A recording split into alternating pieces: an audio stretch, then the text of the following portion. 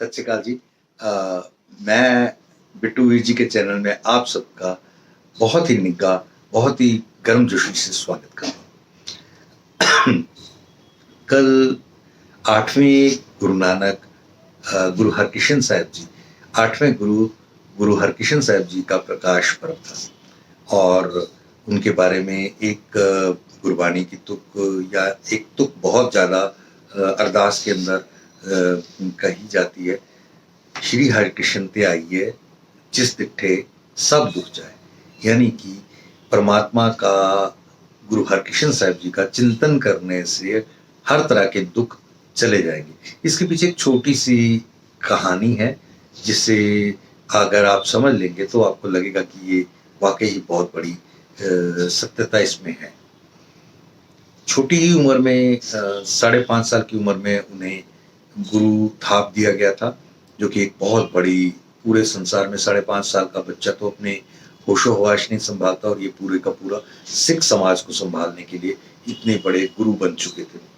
और जब ये बाकी तो बहुत सारी इनके रिलेटेड बातें हैं, लेकिन एक छज्जू जीवर से इन्होंने गीता के अर्थ कराए थे। जब किसी ने कह दिया था कि आपका नाम के आगे श्री कृष्ण लगता है तो आप गीता के कोई श्लोक सुनाए, तो इन्होंने कहा मैं तो कभी भी सुना सकता हूँ। तो इन्होंने छज्जू जीवर, जो कि एक ऐसा व्यक्ति था जो कि मानसिक रूप से अपंग था, हाथ पैर नहीं चला पाता था, जबान भी उसकी काम नहीं करती थी, और उसके सिर पर छड़ी रख कर के उसे दैविक आदेश दिया, जिससे उन्होंने ना केवल गीता के श्लोक सुनाए बल्कि अर्थ भी किए।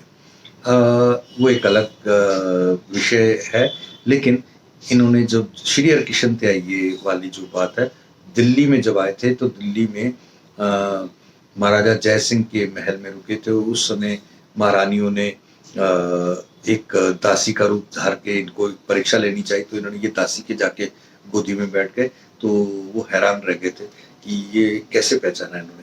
तो खैर वो एक बहुत ही दैविक या यूँ कह सकते स्पिरिचुअल पावर से उनकी हुई एक वो था। देन जब वहाँ पर पूरे में पता लगा कि गुरु हरकिशन साहब जी यहाँ पधारे हुए हैं, तो दिल्ली में उन दिनों में चेचक की बीमारी, महामारी फैली हुई थी। तो उस समय सभी लोग आकर इनके शरण में बैठते थे कि हमारा ये बीमारी से कैसे। तो उन्होंने एक तालाब छोटा सा बनाया जिसमें उन्होंने पैर डाला और उसके पानी से लोग जल लेते थे और वो ठीक हो जाते थे। और ये ऐसा कहा जाता है कि उस समय दिल्ली की महामारी में, चेचक में बहुत लोगों की जानें जा रही थी, जो इनके इस परोपकार से बच गई। और हाँ, ऑफ कोर्स इस पे कहा जाता है कि इन्होंने दुनिया की जो परोपकार की भावना से लोगों की बीमारी अपने ऊपर ले ली और वो 6.5-7 साल की उम्र में संसार से गमन किया।